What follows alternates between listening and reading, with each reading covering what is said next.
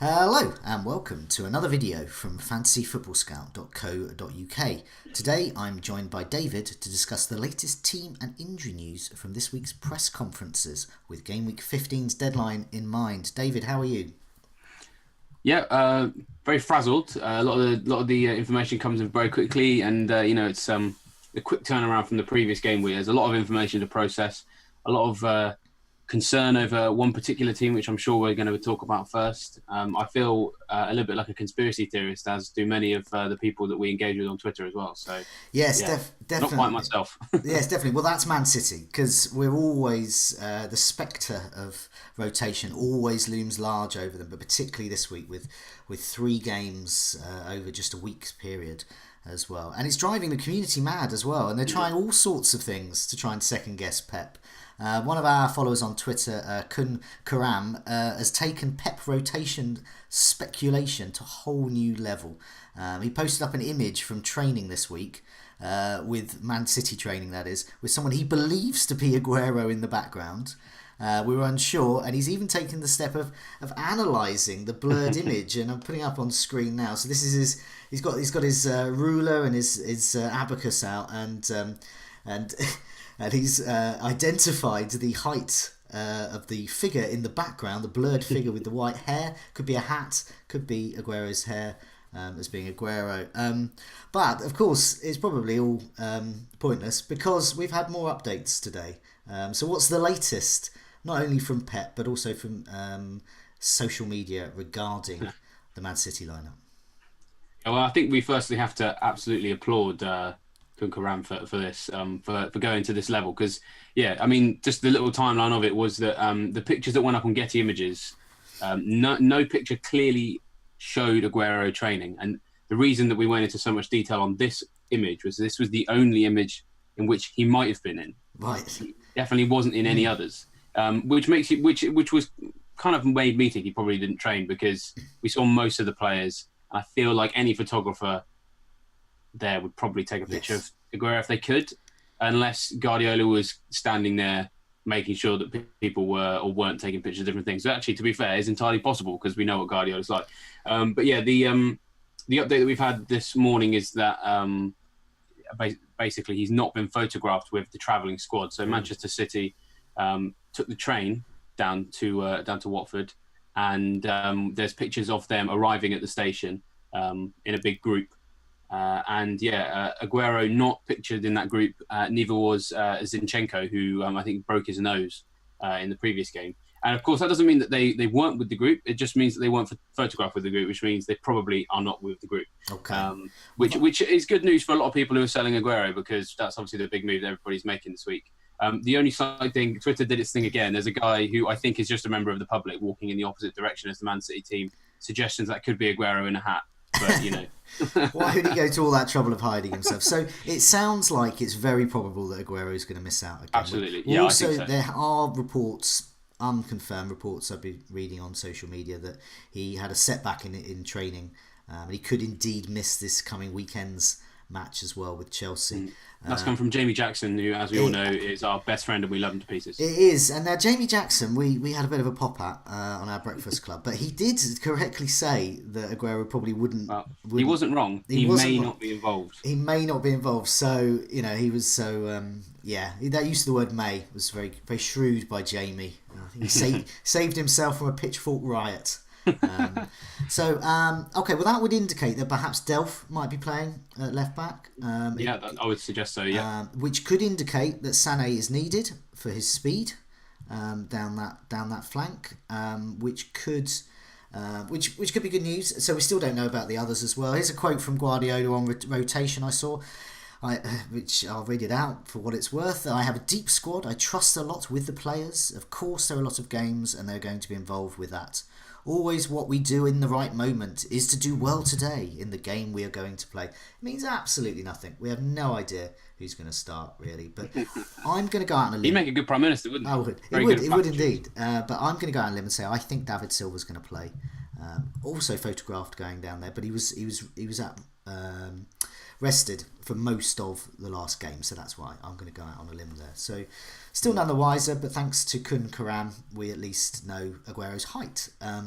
So on to Manchester United now. Their ranks are quite depleted against Southampton. How are they shaping up for Arsenal's visit? Well, the great thing is we just have no clue, and the reason that we have no clue is because Mourinho said, "I'm not telling you." I just love that.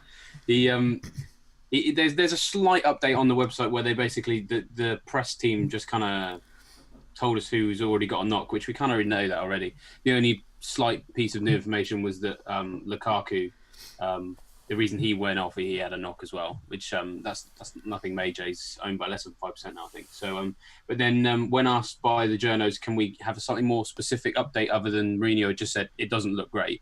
He said, no, I'm not going to tell you because, and he went on some rant about how, Arsenal TV weren't asking Emery to provide more specific details or something like that. So he was like, so why should I tell you? So he's had a falling out now with the people who run Man United TV. Oh, really? Okay. So, he just loves falling out with people. So maybe that's the key story. That's the key story for Man United is he's falling out with everybody. So, in terms of just what we think may happen, with Shaw possibly is a risk, so he might not play, which might mean that Diogo Dalot finally gets his debut. Obviously, Ashley Young is suspended, so any number of either Darmian or Valencia or Dalot can play left or right. Any of those three could play at right back. Rojo could start because he was deemed fit enough for the bench against Southampton, but not fit enough to start.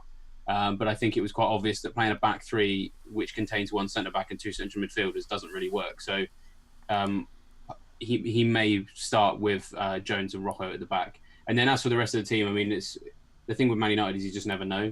Mourinho seems to always be falling out with someone. The only thing I would say is I reckon that Martial probably will start because he didn't against Southampton. So. Yeah, no, I think you're right there as well. Mourinho being quite coy, basically saying that it's going to be a patched up squad, but we just don't know quite how patched up it's going to be.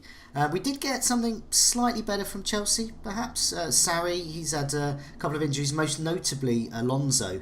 Had a bit of a worrying niggle at the end of the last match. So how are they shaping up ahead of their encounter with Wolves? Yeah, so this is an interesting case of where we kind of test our policy in terms of what we at Fantasy Football Scout counts as whether or not we should be sort of flagging them up in the injury section on our website because. Sarri said he spoke with the doctor and he said there's no injuries, right? And he said that there was problems with Kovacic and he revealed that a back injury was the reason that Alonso was substituted against Fulham. And he thinks they're ready. He said, but they are ready to play, which sounds quite confident. Good.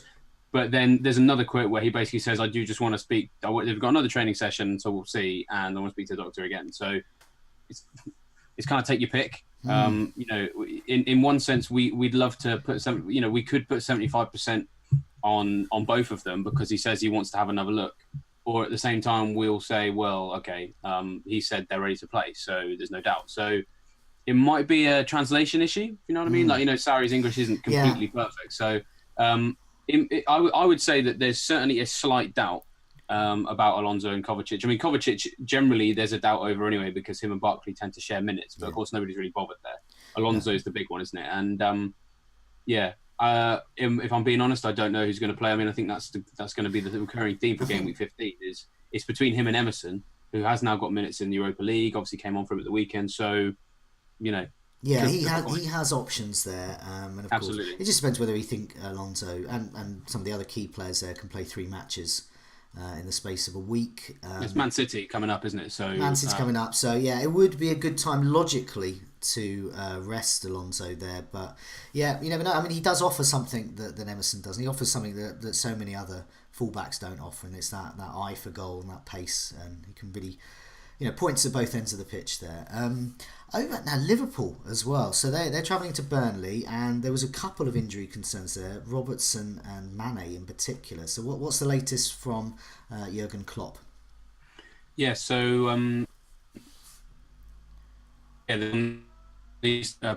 not too serious, but in the case of Sadio Mane, Klopp did actually specifically say if the game was on Tuesday, then he wouldn't play. So then that kind of would send alarm bells ringing to me if I'm a Mane owner. He's basically got a cut on his foot, need to be stitched.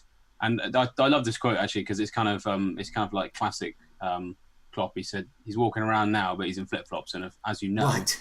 we don't play in flip flops. So that would be where the problem would come from, is that he might not be able to get his boots on without some pain. So I think we would expect Mane to be a rotation risk in this game anyway, because again, the current theme with the quick turnaround, there's going to be lots of rotation. So the fact that he's got this on his foot just seems highly unlikely that he's going to play, especially when there's loads of options that they can use in that front three. I mean, we thought they had loads anyway, and then Divock Origi reminds us that he still exists at the weekend. So there's so many options that could turn up. I mean, we've got a predicted front three on our predicted lineup of Firmino, Salah, and Shaqiri, which I think is probably quite likely. Salah obviously came off, didn't he, towards the end of that game of the weekend, so I think he'd start. Robertson, he doesn't sound as serious. It was a dead leg, so obviously that's not quite as serious as the cut. But again, it's a case of Klopp's just saying we need to have a look. And again, I think he would be a risk anyway. So we've got Moreno as in our predicted lineup, because it just doesn't make any sense for Klopp to risk him in this game, because it's Burnley. I mean, Burnley have been offering so little going forward. I think if there's one game you can kind of risk playing Moreno in, it's probably this one. So it's true. I mean, Burnley haven't been great going forwards. Worth noting that the time that Moreno did replace Robertson this season was a home game against Cardiff, and that completely spoilt Liverpool's marvellous home record of clean sheets. So that the worry there is if you own another Liverpool player, because Moreno, I mean, not to disparage him too much, but he's pretty much the kiss of death when it comes to clean sheets. And if pretty much any team can exploit that, if Cardiff can, I think Burnley can as well. So that could be a worry for the rest of the defence there. But obviously, I wouldn't say bench them. I mean, absolutely. I mean, this is exactly the kind of game you're going to start. I mean, anyway, it's just something to be aware of, isn't it? Yeah, that's true. Now another fullback, Kieran Trippier, has been out for a couple of games for Spurs. Any update whether he's going to be back? Yeah, so it sounds like he is ready to go. That's the update that we've got, and that doesn't mean he will start. It just means he could start. The red flag will come off him because of what's been confirmed by the club and by Poch. So an interesting one, because we've been talking about it with respect to Christian Eriksen, for example, because I think that might be perhaps maybe the biggest fantasy talking point in terms of that, because some people have been considering Eriksen. We've obviously tipped him up as a differential both on the Scoutcast and in the article we've run today. So it'll be interesting to see what happens there. But it is good news, I think, for Trippier owners, straight up. Obviously, that's good news. But also for anyone looking for investment in that area of the pitch going forward, because even if he doesn't play this week, the fact that he, because maybe Poch just kind of wants to ease him back in, having him there long term, I think he's going to be good for this run. One last thing also is he links quite well with Kane. So if you've just signed Kane, which you probably have, whoever's listening, because most people have, then that's probably good news as well. Yeah, no, I mean I'm a new Kane owner. That pleases me. I've got Christian Eriksen as my differential in our latest Scoutcast for this game week, so I have hopes there. But Trippier back is something I'm holding off in terms of getting Eriksen into my team, because I want to see them both together, because we've seen already this season that when Trippier plays, then Eriksen's corners and free kicks, they go down, and that's where he's a real potent threat. That's where he can build up his assists. So I'm less keen on Eriksen if Trippier is back and is a regular starter, but I'd like to see, because as you said, the fixtures are fantastic going forward. Looking at the rest of the fixtures, have we got any other notable lineup or injury news that we should be aware of? No, nothing particularly more notable outside of that. I mean, it's more just kind of what I would describe as housekeeping outside of that. Okay. So with Fulham, Schürrle is now available to play, so he's probably the biggest one outside of that. Aite is going to miss out, but that's not really a big deal. I mean, Newcastle, they're going to be without Dummett again, and then there are any other injuries after their bench. So that of the press conferences we've had today, nothing particularly big outside of what we've kind of discussed in detail already. So.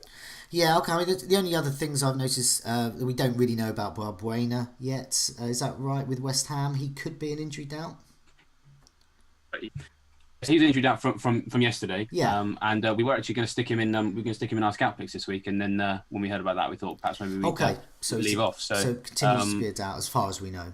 Yes, as far as we know, that's right. There was something I noted as well in Marco Silva's press conference with Everton. It just, I mean, something, I don't know, just something to bear in mind, I think. It says we don't have much time to recover from the last match, so hopefully we'll have more time to prepare in the future. It is possible I make some changes. Once again, it doesn't really tell us much, No. but it is at least the manager admitting that there's going to be some changes there. Yeah. There's been the recurring theme of a lot of these press conferences is that they tend to all basically say the same line of it's short turnaround, so maybe make some changes. In that particular case, I think Ademola Lookman looks like the most likely to come in if he's going to come in. Who he comes in for, but obviously we have no idea. That's good. I mean, most managers have been fairly coy about who they may or may not bring in. I think the only manager who ever really tells you exactly what he's going to do is Neil Warnock. He always just spells it out for you. So annoyingly, he's in charge of one of the worst sides. So yeah, exactly. I mean, I would give anything for him to be the Manchester City manager. I'll tell you that. That's sad. I'm sure everyone in Manchester, on the Manchester City side of Manchester, would disagree with you there. That would be an awful, Man United fans would love it, wouldn't they? Be an appointment of the decade. I think we'll leave it there then. And on that bombshell of Warnock taking over, David, good luck with the game week, and good luck with the last minute transfer decisions. Yes, thank you very much, and to you as well.